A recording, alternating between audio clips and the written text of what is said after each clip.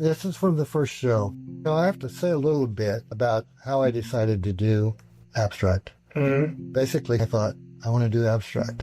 I didn't have any clear-cut plan on how I was going to go there. Didn't really look at other stuff, think, oh, I want to do it like that. It was mostly, I want to do abstract, and I just started. This photograph from Bryce Canyon, I wouldn't even remember for sure at this point, but the name on this one clues me in that this is part of Bryce Canyon. Fairly simple, a lot of flipping and putting together and some angling, but the final result here, symmetrical, right to left, top to bottom. And the color that's there is basically what was in the photograph. And I tell people all of this artwork has Zion DNA or Bryce's DNA. So any of the shapes, any of the colors, any of the lines, textures, still carry some of that DNA from the original landscapes. Yeah. Originally, these pieces were something that I had shot when I was there before. Fairly simple, color-wise. The shadows are the dark and also the color. Like this, this kind of a bluish green kind of color that indicates it was somehow in the shadows. Basically, I start out with grabbing a section that's interesting, maybe flipping it, butting it up together, rotating it or whatever. But every time I go through that process, I find what I like interesting of that last group that I grabbed. And the stuff I put together, it's like I won't probably use that whole thing that I put together, but there'll be a section of it that I really like. Mm-hmm. And then I just repeat the process many, many times. All of these highlights were part of that same image. And when you're building it up, you're adding a lot of volume. Mm-hmm. So it's not like the whole thing has been blown way up. You have a section that might be blown up a little bit, but mostly then you're building your total piece. You're starting out this piece by saying it's simple, and I get the symmetrical is simple in that way, but to me it's just still super cool and unique and crazy, and I don't even understand it still, but hey, we're going to get there. It's all experiment the adventure. It's just an experiment and then reaction. Mm-hmm. I like this. And at some point you say, okay, I'm done. And I like it well enough. I'm going to print it and put it in a frame. Some of them will never see the light of day other than on my computer. So this one I named Captains. Gary, your layout, the central spot right in the very center should hold your eye and keep it there. Right. But you have so much going on with the balance of light and dark. Right. From top to bottom, my eye keeps moving around the piece instead of getting stuck somewhere, and it's alive. It's beautiful. Yeah. There's a lot of little detail in all of that rock. Mm-hmm. The stuff that I was attracted to for the original photograph. So it's there. It's just been kind of rearranged. So thanks. And the beauty of it, though, Gary, is that it's not the rock anymore. Right. It's what you've done with your layout. What I'm trying to say is extraordinary. And I have people all the time, they would ask me, how did you get to this? You tell me this was rock or whatever. And I try to say, well, if you look closely, those textures, those lines, they were in the original photograph. I didn't make up anything. I just rearranged it. So, Gary, would you ever think about showing the photograph that this is what I started with? I'm going to do that in about 3 more images. We're going to go through that a little bit because that's the question all the time. They say, well, show me the original photograph. And like on that piece, that older piece, I have no idea what the original photograph was. I just know it came from Bryce Canyon. And so on this one is kind of the progression, kind of the next step towards using it. And again, this is rock. The idea here was to expand the type of manipulation where instead of having the symmetrical design, all of these various little globs are repeated like a pattern, like that was. But by turning it, by warping it, I have the larger pieces, I have the smaller ones. And this one I called defense mechanism. And that was more of an idea I thought of putting up walls or whatever. A defense mechanism, but not really built, loosely built. A little bit of, the wall's up, but it's a little warped too, so. So you took the same image and kind of repeated that image throughout? Well, I mean, the image is created from an original. Mm-hmm. All of these shapes, they're repeated through the design, but they're warped to where this shows up again down in here. It's smaller, it's turned. I really like this more organic feel to it. Symmetrical is fine, but the organic feel was kind of what I was wanting to go with, because I could do symmetrical stuff all day long because of the way I work. You're flipping things, you're putting them together. So the idea here is to try to create more interest. A lot going on in there, but it's all just rock and shadows and highlights. Kind of reminds me of the 1950s pattern you'd see on countertops with that boomerang kind of a look. Yeah. So it has a nostalgic feel for me to look at that. Well, I was born in 51, so it probably makes sense. No, you go ahead and pull it off there. Heck yeah. And then from here on, you'll be able to bring one over and, right? Yeah. Yeah.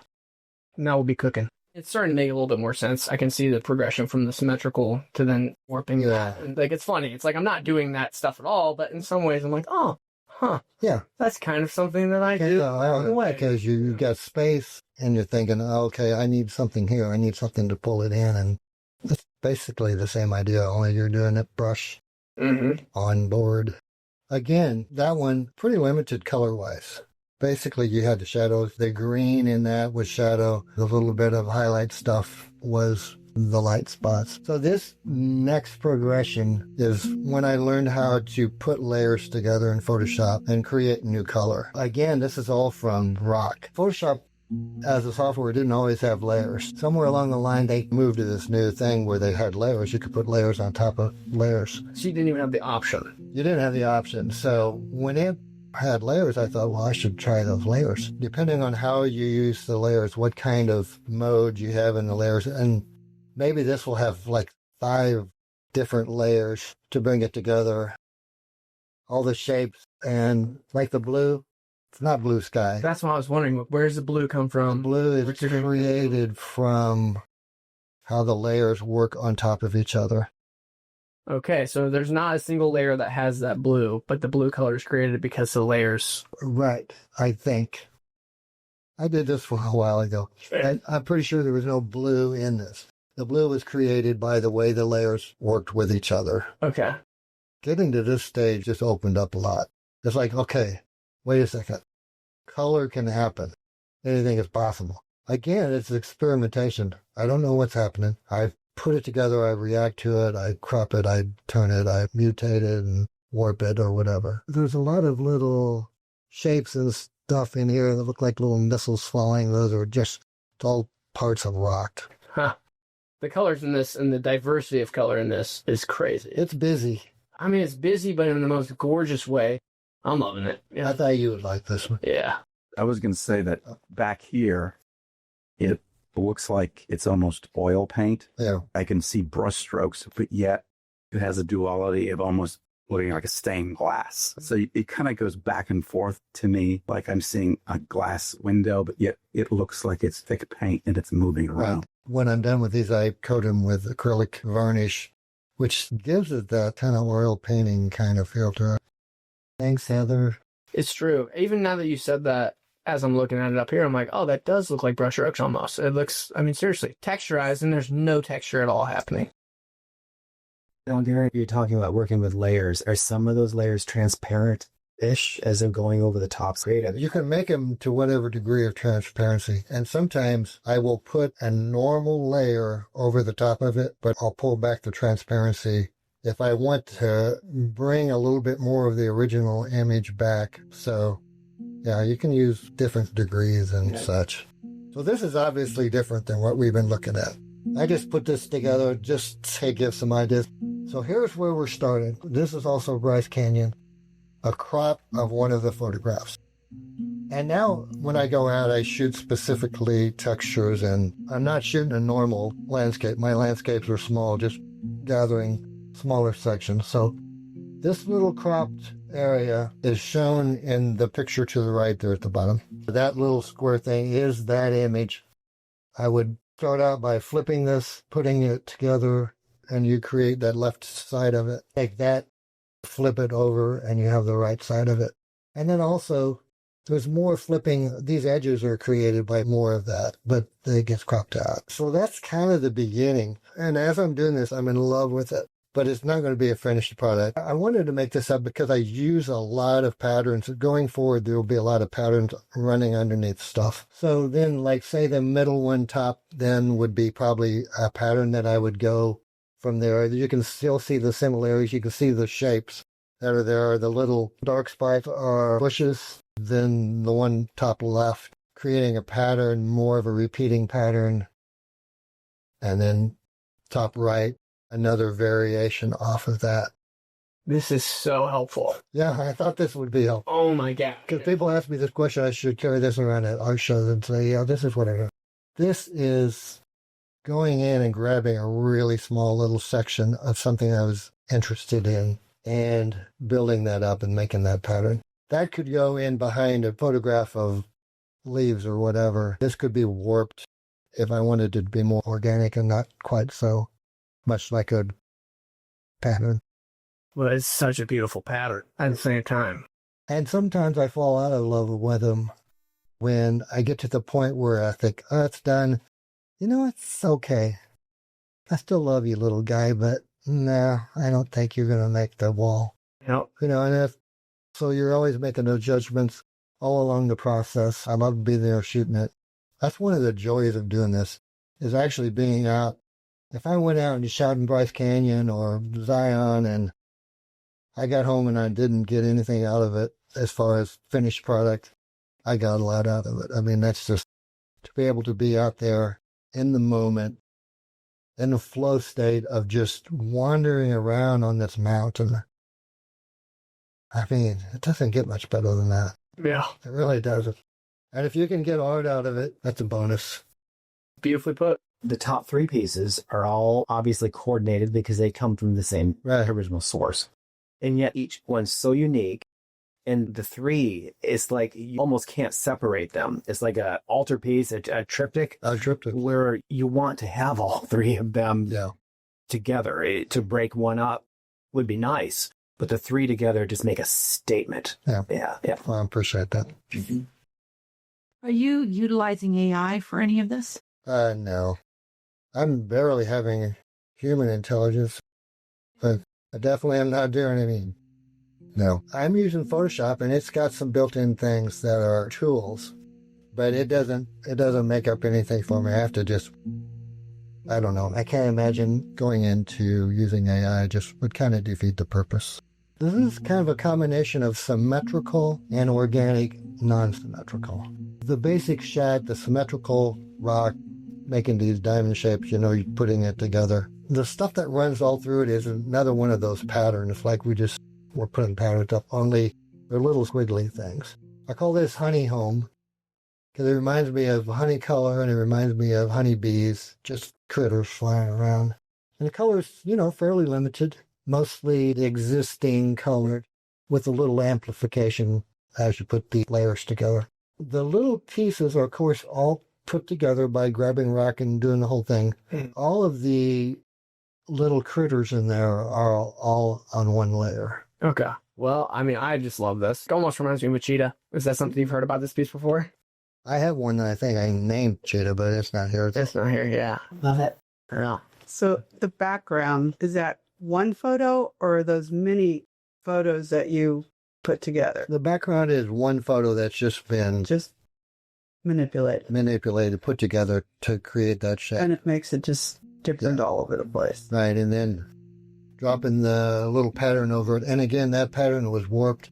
That pattern was repeatable in there, but it was warped kind of like that defense mechanism so that it wasn't repeating. They all looked kind of different, but they're all made from the same basic things there. Mm-hmm. I have this one in here for a couple reasons. One is because I love the image of the rice field workers in Nepal. Avery was with me in Nepal for one of our trips, and talk about an experience. We're at this children's home, big thing, where I'm up on the third layer on the balcony. Sun comes up over the mountain. These ladies are out working. I'm getting goosebumps. These ladies are out working in the field. And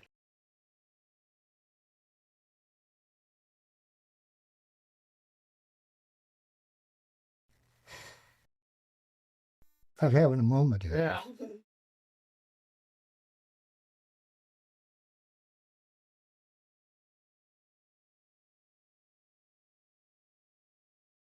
Wow. Wasn't expecting to do that. Anyway, the light coming across in the valley, the beauty of the light hitting these ladies with these crazy colors. This is work gear. This is like wearing your overalls into work or whatever. I mean, it's so beautiful. They just always dress with this incredible color. This one has a pattern that runs through it, kind of over the top. It's very slight. I wanted to abstract it a little bit more, so I added these vertical lines in it to break those colors up, to make them more abstract as something different. I want to do this one bigger too. I mean, if you were close up to it, it's more like just colors, but obviously when you're back from it, you can see the three ladies bending over working. So photographing it, I was out there so long as the light was good, I just kept shooting. And they would look up at me and smile at me like, what's your deal? I mean, take your picture. I mean, they liked it. You know, they were the subject of pictures. I think they thought, how many pictures are you going to take? Because I took a lot. Until the light finally just ran out and it's like, okay, we're done with that. But that experience, I mean, great.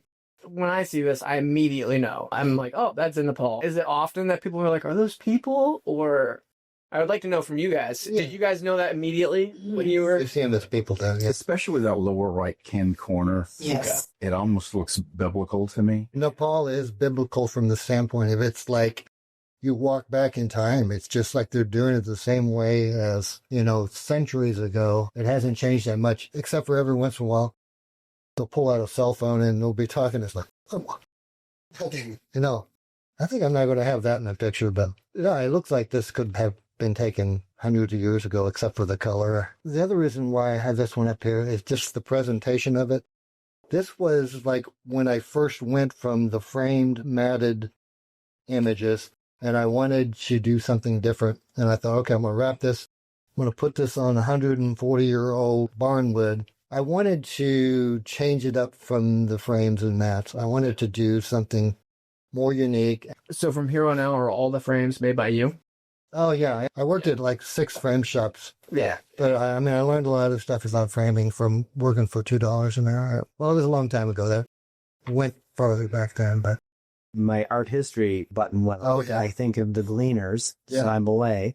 And here you took an everyday scene of some women working in the fields and abstracted it. Yeah. That's right. And made it contemporary. And yet that human movement, and we know it's a human, it has a different quality in the rock. Yeah, the bending over is still bending over. Mm-hmm. I think it adds a sacred quality to it. Yeah. It elevates it. Well, I guess that's why I'm crying. Yeah. Yeah. There's a soberness to the simplicity of everyday activity. It looks timeless, too. Yeah. Yeah. And it just, it's like a religious experience when the light comes out and the color happens and it's like, whoa, this is special. It was a little different. This was actually a photograph of Salt State Park in California, Northern California on the coast. And it's all of this limestone rock that is just getting beat up by the waves daily. And when you zoom in on parts of it, it's almost like an alien landscape. It doesn't look like it comes from this planet. Mm-hmm. I have like a whole series of these where this pattern that runs throughout was another piece of art that actually was a large piece of art that I framed and everything. But I decided to repeat that pattern and put it into this already strange kind of landscape. I kind of think of the pattern more as like the quantum particles that runs throughout life that's in everything and everybody. It's there. We don't see it. We just see solid people and solid objects, but it's all made up of that little energy. So I think of the pattern as the energy that's running throughout everything that we're connecting to. I love the way that you think. That was manipulated by nature. Okay. The waves are beating on it. That was as it was, pretty much. As it was, yeah. Yeah. But turned. Actually, this one is signed on the bottom. For the longest time, I was thinking it was going to be a horizontal. Sometime I turned it and I was like, oh, I like that much better. Mm. So I named this Erupt. It looks like, it's blobbing out everything. It seems a little bit more simple. Yeah. Because you didn't do as much manipulation. Not as much to put the pattern in. But again, I mean, this is like that's close to a normal photograph that I would take. And I love just a little spot of green vegetation in there. But yeah, more of just a photograph that was abstracted just by the fact it's odd looking and it's been turned. It doesn't make sense other than more of a design. To me, absolutely gorgeous. Okay, so when you go out and you shoot a picture like this, how many pictures are you taking in that kind of session? Yeah, I'll be there as long as I have card space on my camera and light. Makes sense. And then when I run out of light, I'm done. But again, great place to be. It was just fun being there, to wander around out on this rock pretty much by myself. It would have been fun to do with somebody else too, but when I'm out by myself, I have no time frame other than the amount of light that I have to get this done. Hang on to remember this, because the next one coming up has something to do with this one. So, Gary, throughout time, painters have tried to capture the lighting, the morning light, the daylight, the evening, sunsetting light. Do you find even when the light isn't absolutely perfect that it gives you something? I like the perfect light better for sure. Okay. Because, that light is lower and it creates more shapes, creates more highlight and shadow. I mean, the stuff that's like more flat sometimes works when I put it together, but I still think I'm really attracted to that good light. It's that DNA that shows up. So this one... I mean, obviously I see these colors in everyday life, but I don't feel like I do. Yeah, those colors and the way that I put these layers together were created more in Photoshop. The magentas and all that stuff. I mean, those are originally just kind of a boring looking little root plant. Mm-hmm. It's by putting it together that the color is created. And this one. This one has a different texture just on top of all of the color. You might be seeing like the acrylic over the top of it that's got that sparkle to it. And that really adds a whole different element to it. Yeah. I think even if you don't see that sheen, it still looks very textural. It's very almost like you're using like a palette knife in a way to put that paint on. No, absolutely. I mean, the combination of that texture that went underneath it, there's a lot of texture in it. This one I had to put in. This one I finished last night, literally. Oh, this Well, I finished this morning, putting the hanger on it. But I wanted to go back and revisit this one. This one I called Cocoon. But it's so different because instead of using rock or whatever, this is rice fields in Nepal that create all of these little patterns. It looks like there's critters in there. It looks like beetles and moths and all kinds of little critters. Gary, I love this. So the rice field textures, all the little lines running through it, was combined with a shot of leaves. You see the little heart shapes? There's this little kind of holly or whatever that little leaf pattern it is. That creates the shapes.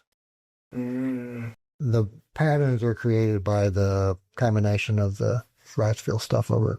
So for the leaf layer, is that kind of a transparent layer a little bit more, or? I wouldn't say transparent. It has disappeared by the combinations that I use, where it doesn't jump forward at all. And I'm always making that decision in the middle. If I want that pattern to be more, I'll factor it in. In this case, I wanted the colors that were being created by it. I mean, gorgeous, unique, and it's funny because this is your newest piece, right? This is the newest. This actual piece I shot, it was one of those little ones. I always said, I want to make that bigger. I want to make a bigger version of that and pull out the color more. I think when I did it originally, it was kind of one of the favorites in the show, but it was only like this big. And I love even like just picking out the color of the framing. I always I have it on the computer and I think this is going to do some kind of bright. I never do. It always goes grayer and grayer and just a subtle bit of green in there. Because this kind of green, it shows up, not the bright green, it shows up in other little places throughout. I want this to accentuate it. I don't want it to compete at all with artwork. What was the name of the last one? The last one was Cocoon. You know how you look at a clay and you see things? It's almost like I see the heart. Yeah. And on this heart, and then above I saw like a head. So I saw a figure. I mean, you saw that head. Oh, yeah, it's all just how I'm seeing. Well, and I love you said that. Abstract is like everybody has their own interpretation of it. You saw a figure. I've never seen a figure. I'm going to look for it next time. But yeah, abstract is fun in that way because it involves y'all as well.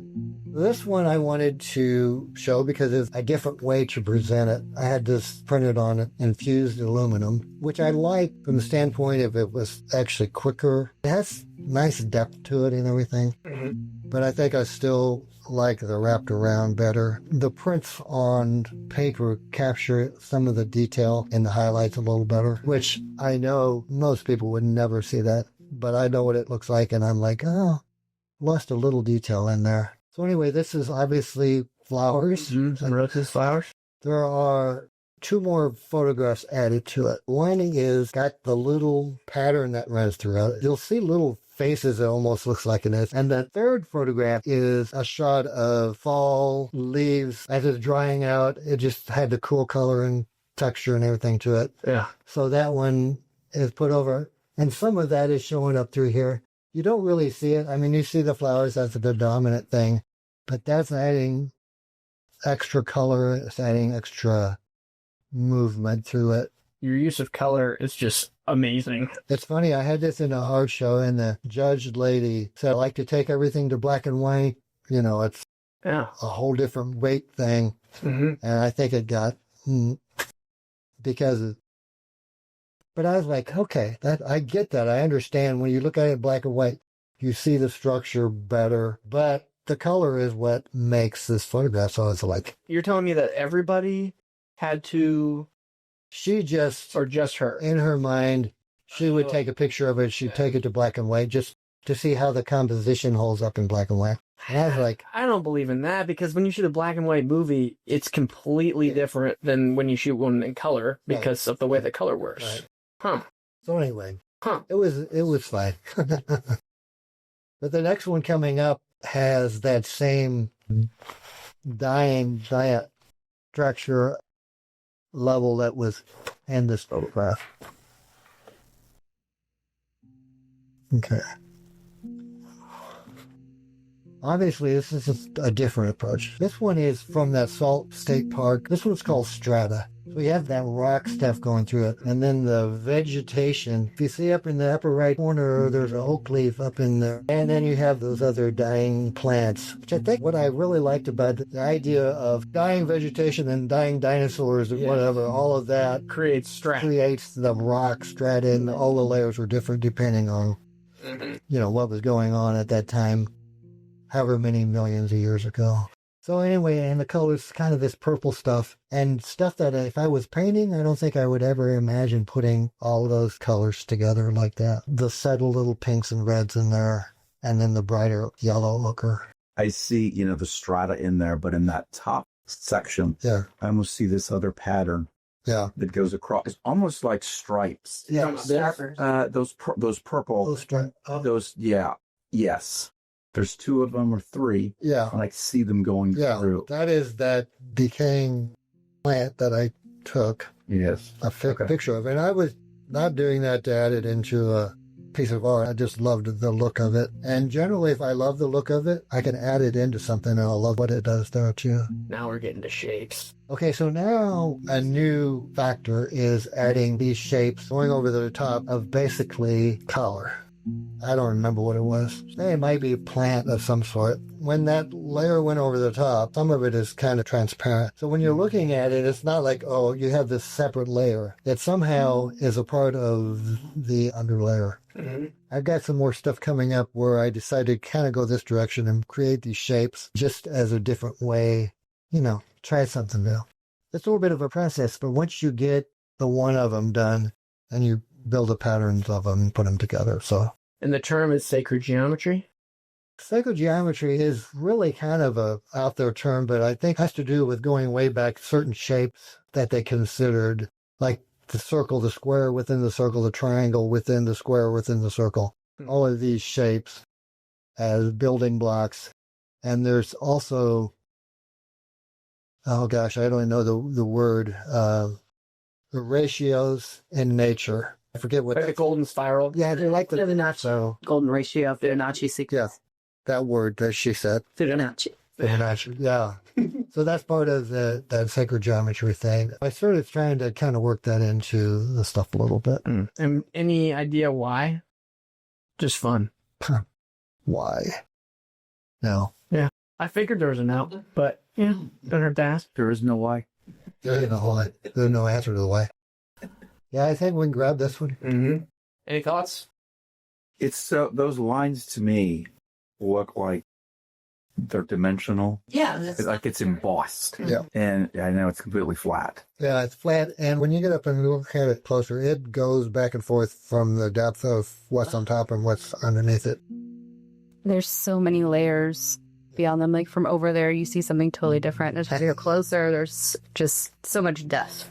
So good. I think this is kind of the same thing, only more illustrative. And these little like tube things are just created with, white lines filled in. It's basically a curved shape. And then going in Photoshop, actually drawing in the shadows and highlights on it. It's pulling what's underneath it. It's literally the same line that's going through behind it.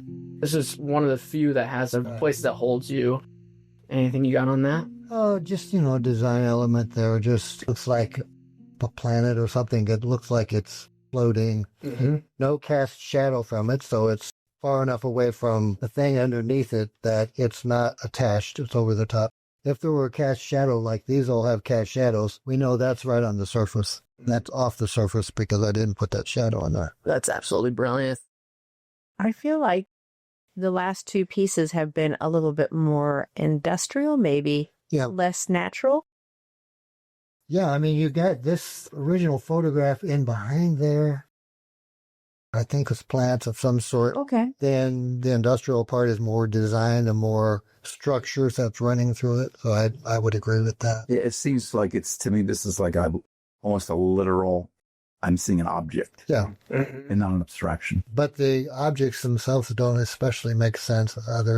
It's got to be some kind of abstract, what is it? It's not real. I mean, it's like, it's more of a feeling again than just the objects themselves. So Maybe from my background, being in audio production and things like that, I thought of a speaker, subwoofer. And then that's like the sound spilling out of it. I love that. Subwoofer, yeah. Yeah. The guy at the printer said, "Is this a portal? Did you do an illustration of a portal?" And I said, "I think I did." I'm going with that. This one is called Tapping In. So like tapping into that universal that we're all part of, but making a point of quieting the mind, like getting tapped in. It's like, okay, in a very abstract way, as you're tapping in, as you're quieting, as you're listening to your heart, more stuff comes out. It's like quieting all the busyness. And some of it is not pulled out. Some of it is like a little fuzzy, but we're still in the process of, getting to that point where we can pull out from it. We can probably get the next one. Beautifully put. Any thoughts other than wow? Colors are very brilliant. No, thanks. Love it. Yeah, the combination again of the layers really help. Yeah. This next one is really a new one. Kind of a different approach on this one. This one's going back to the kiosk gallery after this. Part of the design actually goes to the wall. This is those shapes that are created, the shadows added in, highlights added in. This one's called Manifest, where this runs over, that runs throughout. Each of these little shapes pulls out the color. This was an experiment. Like when this hangs on a wall, it's just a box. It's very simple. It's all design. It's just like a box, which was kind of fun. Super fun. Okay, your use of color in here is crazy. You have any idea what your starting photograph was for this? In any way, shape, or form? Well, this pattern I have used a lot. This pattern shows up in more of my stuff than any. So it's rock. So it's basically rock pattern was combined with something else, possibly plants, to create this original piece of artwork. And then the shapes then came over the top of that to add more design element to it. Yeah, I mean, to me, it's like these are all connected, like we're all connected. Everything is connected. Some of it runs off the page, you don't see the connection, but it's all connected, and that's part of the story of it too. And we're all manifesting different colors in different parts because we're all seeing it different. That's what makes us unique, even though we're all the same. At the same time, we're all unique. We love different things. Directions, but yet still connected. That still connect. It's like, even when you don't see the connection, it's still there. You can't make a piece of artwork big enough to show the whole connection. It has to end somewhere. Isn't that how life works? Yeah, I guess pretty much. Oh, This is his final piece. This one was on my computer for a long time, and I thought I should print that someday. And there's a lot going on. But mostly it is the pattern that's been warped, a straight pattern, but then I move it around so it feels more organic. It doesn't have as much structure. That's some plant life stuff going on in there. This has so much movement happening compared to the first one you show where it's symmetrical. I mean, gorgeous. Yeah, this one's all over the place. And I do think that is some blue sky up in there. I was going to ask. I'm pretty sure that is. I think I was shooting some plants or whatever and got a little bit of sky in there. I just love that little crazy, intricate little lines that started as rock. It's been reduced down enough that you don't recognize it as anything but little lines and some little shapes. Still, it's got the DNA of Zion. What is this one called?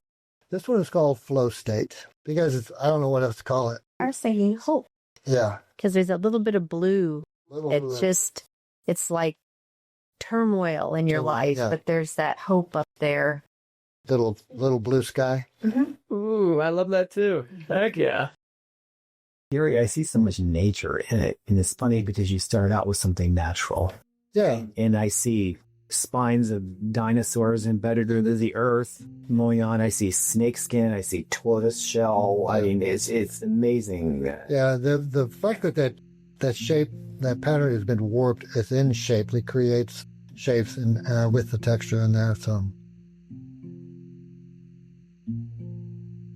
I think it's just been very inspirational to see the process of your art and the way that you have been able to use technology with your art. I don't know that I ever really thought about using technology with art and that entire process. So this was just very, very interesting. Yeah, I think the technology is just a tool like anything else. It's like, and it speeds up the process. What I didn't talk about, I grew up drawing. I drew. And even in high school, my high school art teacher, keep drawing. Which is funny because I'm not drawing now, although I did draw some shadows in there. But I think the drawing caused me to look. Because if you're drawing something, you really have to look. You have to see the textures. You have to see highlights. And so I'm doing something so different, which I think is good for me. It was important that I sat in my basement and said, I think I want to do abstract, and didn't know where it was going to go. And I don't know, next on the agenda, I might be back drawing. It's like drawing or painting. Yeah, there's definitely a lot of different tools. And one thing, this tool took what I knew how to do from working at Hallmark as a photo retoucher, got me some skills with Photoshop. But I can guarantee you none of my other retouchers have decided to go this direction with it. So, I mean, and everybody, if they did decide to go this direction, it would all be different. Just because it's coming from out of you. You're manifesting that your little donut hole is going to be different than the next person's there. You explaining where it started from, it makes your artwork so much more meaningful. I know you have some of my artwork in your home, and you've got a little pattern that runs up through it, and I think that's a warped pattern that goes up through it, if I remember correctly. But yeah, I mean, that all came from rock and probably Zion, if I remember that pattern, combined in with the shot of landscape, I think. I think you told me there was a little something of Winnebago in there. Yeah. That Winnebago gets a mention. Mm-hmm. Oh yeah, shout out to Winnebago. Hey. You said you were a storm chaser, which I did not know. And clouds. when people look at clouds, you can look and see something different. And you had mentioned earlier, everybody sees something different. And that is almost what you do when you're looking at clouds. And you did that from a very young age. And that, I wonder if that influenced your emotion towards impressionistic art. Absolutely. Mm-hmm. I mean, to me, when you're looking at clouds, I mean, when I go storm chasing, it's to take pictures of the clouds. If I get a tornado, that's fine. But I mean, the clouds themselves are just so beautiful, the shapes. But I still do it. Take the dog for a walk over in the field, the field. And I'll lay down there, and Junie and I will just look at the clouds. I don't know what she's looking at, but I'm looking at the clouds. She's mostly smelling stuff. But yeah, it's just, I don't know. I just think the whole thing of being able to, like, we're all creators. We're created in the image of the Creator. And we have that going on inside of us. And it's just a matter of finding something you love to do and just create a way. If you're doing it just that someone else is going to like it, it's like, probably not quite the right attitude. But because I do it because I love it. I love these. If I didn't love them, then I wouldn't be up here showing them. And it's nice when someone else loves them too. But I think that's a true statement, though. It's got to be like, if you're doing it because you love it, I mean, somebody's going to look at this and say, not abstract enough. Somebody else is going to look at it and say, what is that? Why did you do that? Right. But there's always going to be, hopefully, a cross-section of people that say, that's kind of gets in my zone. I like that. So that's always that's a bonus for sure. We're all good. You got any last ending remarks, my buddy? I'm out. All right. Keeping well. This has been awesome. I really appreciate you all coming. I do have a last word. Thank you for doing this. Thank you for inviting me. Yeah. And if you ask what the favorite part is of this whole thing, it's just each moment, right now it's the favorite part for right now. So right. It was all good. But what you're saying is the picture of the rock that you did not manipulate, right, is what these turnips are. Yeah.